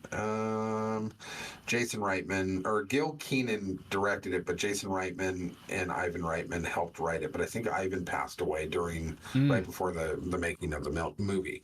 So, but it continues on the story of like the next generation of Egon's daughter and her kids, that he's got a granddaughter that's just like Egon, and the mom is not a scientist, but she is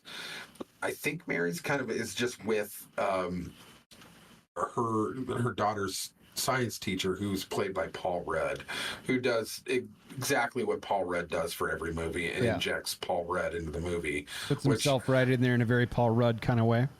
Right. Yeah. And to be honest, it's appreciated most of the time. Anytime he's in anything, like this movie could do with more Paul Rudd. Like I appreciate the guy, but I would say, as far as general consensus of this whole film, basically it's a rehash essentially of Ghostbusters 2, more or less, and I think tonally it was the same way. Like Ghostbusters 1 was amazing. Ghostbusters 2 was good as a sequel, but it's definitely a star or two less than the original Ghostbusters. Are you ready to be really pissed? Yeah.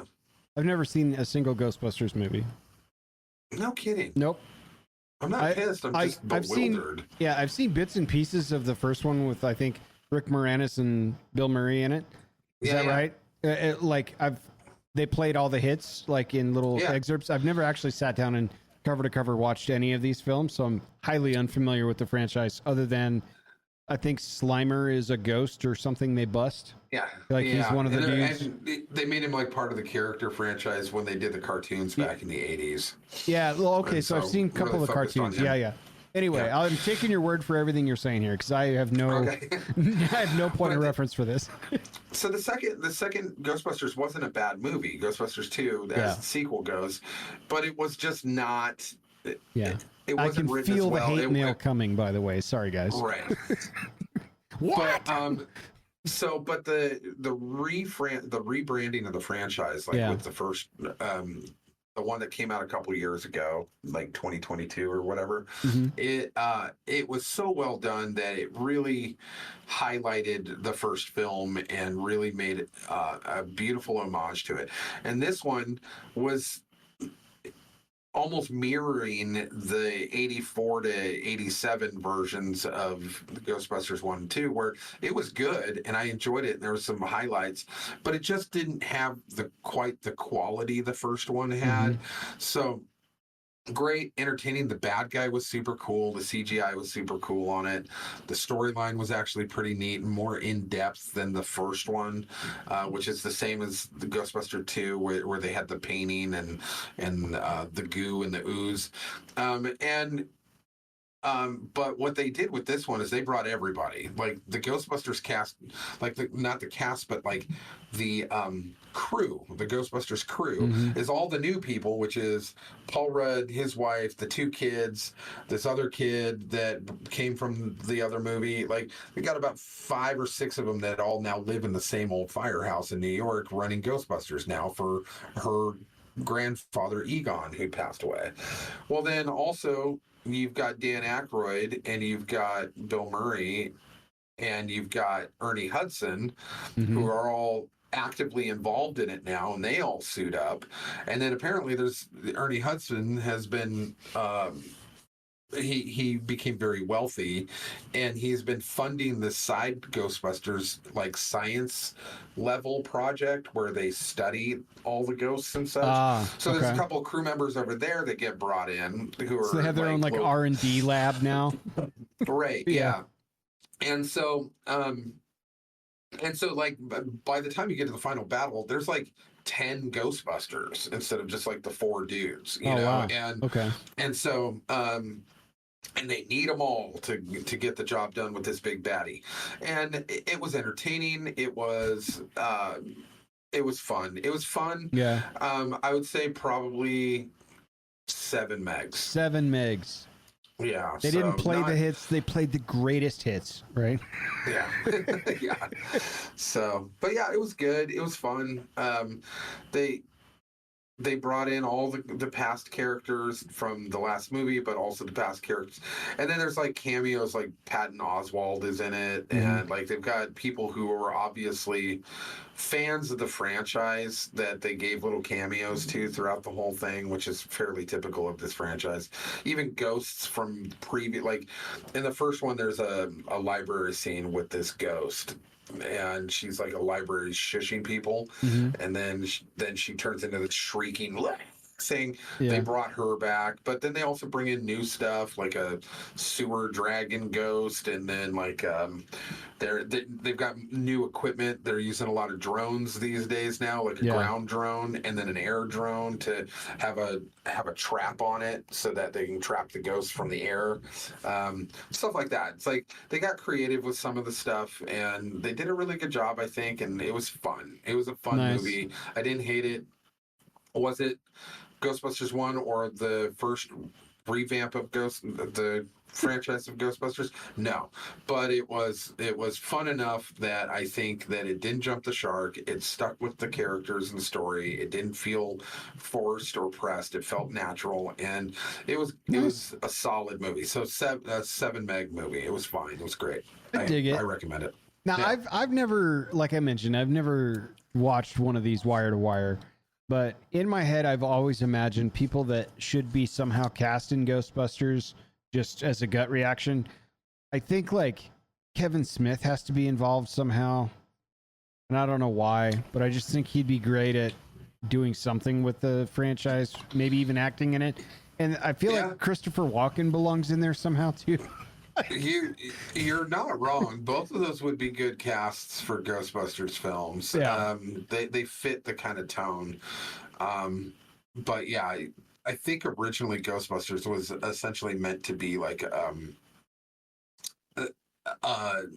an SNL skit that hit the floor that they never actually did, and they decided to write it into a full feature-length movie and use SNL cast to do it, writers and actors like, Murray and Aykroyd and Ramis, and then they brought in people like Ernie Hudson, but like Rick Moranis being a big part of it early on. And then they brought in Sigourney Weaver as the lead romantic role, and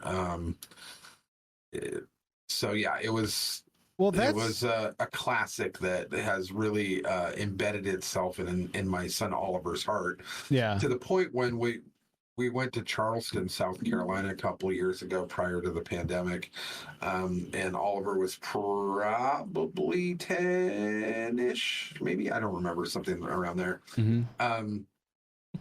There's a minor league baseball team there, and the River Dogs, and the South Carolina or Charleston River Dogs, they're owned by Bill Murray. And he loves baseball, and so he owns the whole team and the stadium and all that. So like he shows up because he wanders around to people's houses and just goes to house parties that he's uninvited to all the time. There's documentaries on it. It's hilarious, and everyone in Charleston knows him because he just wanders around. But he'll go to the games and just sit with a hot dog and a beer and watch the games in regular seats.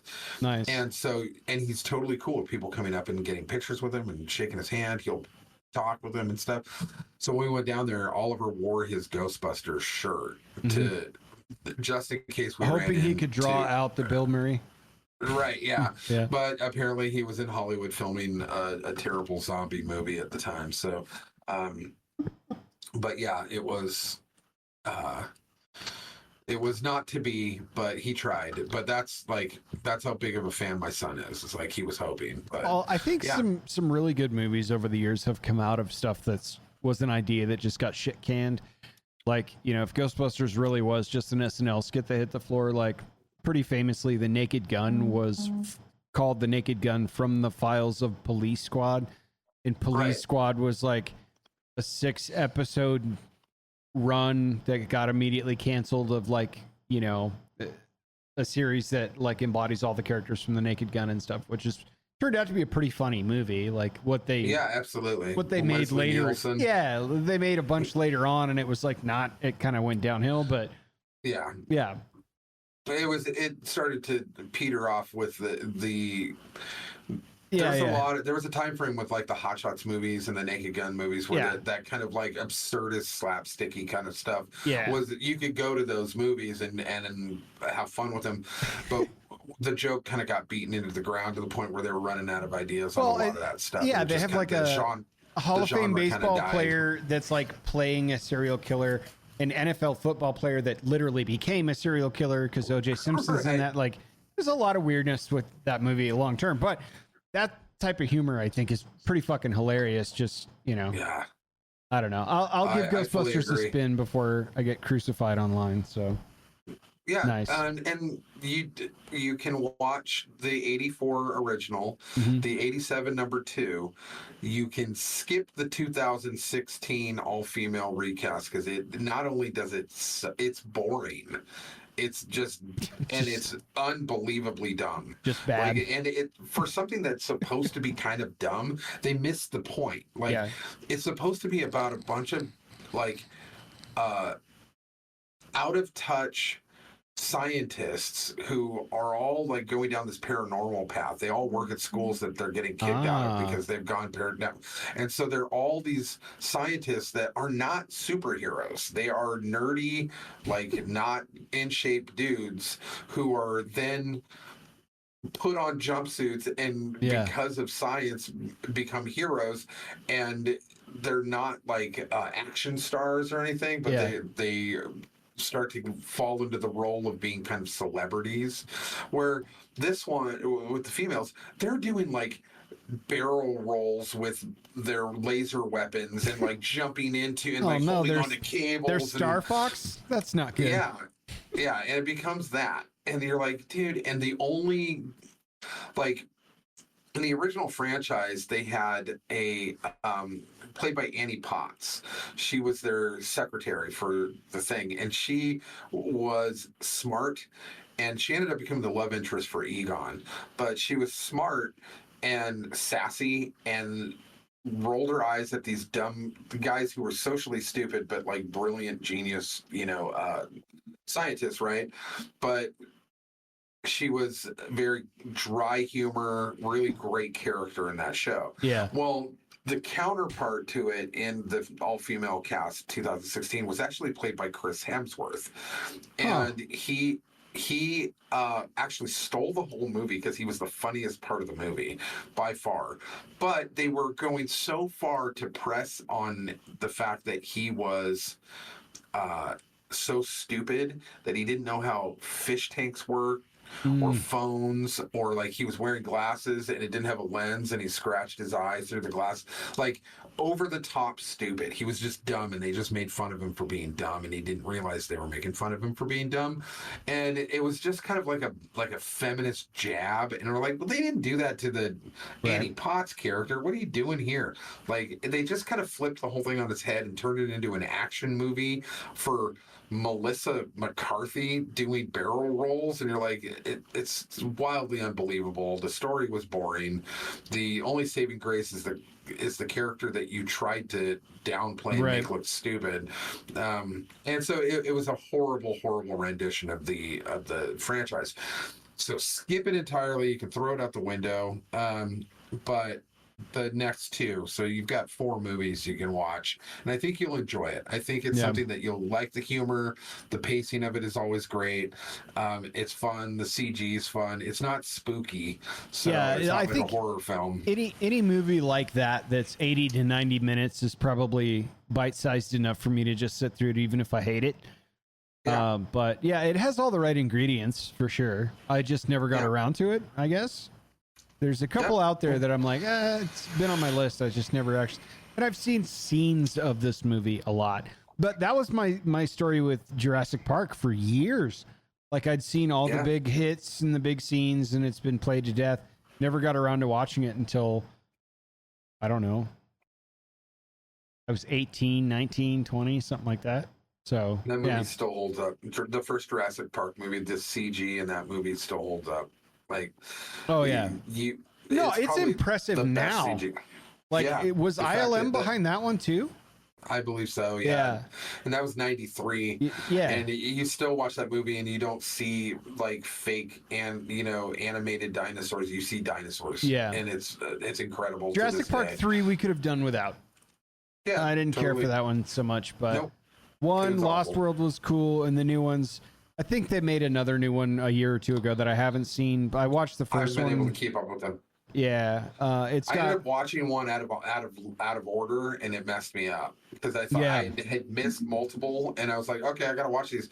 And I watched one, and I was like, I don't think I understand what's going on. It turned out I had missed an entire Jurassic World movie. So I don't know. I saw the first one with Chris Pratt and Dallas. What's her name? Bryce Dallas Howard or whatever. Yeah, that's it. Bryce Dallas Howard. Anyway, I'll check them out. I like it. All right. It's time. Time for some Gen Z. It's Gospel by Gen Z, guys. I need some biblical edification. Now, you were stoked about this. I'm stoked about this. This is chapter 17. Get behind me.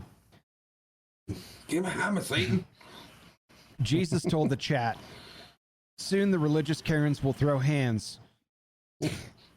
And they will have me unalived. But Divine G's dad reflexes will kick in, and he will come in clutch for me. For I will ghost the tomb on the 3rd day. For I have the infinite life glitch. But first I must take this L to fulfill the divine dad lore for this canon event. Peter said, bruh, may God come in clutch and may you always live your best life. For Peter was doing too much. But Jesus saw the chat watching, so he turned to Peter, who he surnamed the Rock, and gave him bombastic side-eye, and said to him, get behind me, op of ops, for you don't understand the assignment, and your plans for me are not lore accurate. Then Jesus said to the chat, hear me out. If you would stand me and secure the eternal bag, accept your L's so the divine G may turn them into dubs. For if you cling to this midlife, with what hands will you catch eternal life? So don't be caught lacking when the son of the top G pulls up, alright? It's chapter 17, get behind me. It's a good time. Yeah. Peter got told. Yeah, with bombastic side-eye. Yeah. Unreal. As you would imagine Jesus would give bombastic side-eye. Bombastic side-eye. Yeah. It is truly the book that keeps giving. So we're slowly churning this out, guys. We're at, I think this is episode maybe 34. I'll have to check the subscript. It's coming up on a really good time. We're coming up on actually getting on social media. We've had some back and forth even today, trying to get the accounts back in order and up. So you can check us on X. You can check us out on Instagram here after today, I think. Yep. I think we're on the Facebooks. I haven't used Facebook in a decade, so couldn't tell you if that's the hop. I'll be handling that. I'll answer all of that. Yeah, the happening or hop to stuff. Not too sure there. I do check our email. You can email us at what are we? modernrelicspodcast@gmail.com, which is exciting. Yes. And I'll continue to ideate on getting us a studio worked out because you're going to hopefully be a frequent flyer this way. And that's going to be super, super excite bike. That was a good game. Yeah, it was until you overheat. Yeah. A lot. Yeah. Because I never took my thumb off the throttle. I just overheated and dealt with it. That game probably subconsciously prepared me for motorcycling in the area that I live now. Yeah, because my bike will routinely overheat. Primer course. Yeah, it really was. It's like I know what to do here. Ease off the throttle, sit on the side of the road, and blink and shake. Wah, wah, wah, wah, wah, wah, wah. And then once I'm done blinking, I can re-engage the throttle and get back in the race. So yeah. I think you got anything else? I think that's it for tonight. I don't. I think 2 hours. We covered it all. Yeah. Yeah, we hit everybody for 2 hours. We love you guys. Thanks. I see. Thank you guys. Our stats are going up. I love to see it. I appreciate you coming in and hanging out and chat as we do this YouTube live. And we'll see you hopefully next week. Pops is coming to visit, so I might be able to put some content up around our schedule. We'll see how that goes. That'd be fun. Otherwise, plan to see you hopefully next Tuesday. Be here next Tuesday. Awesome. Thanks, everybody. Have a good night. Bye, guys. Thank you.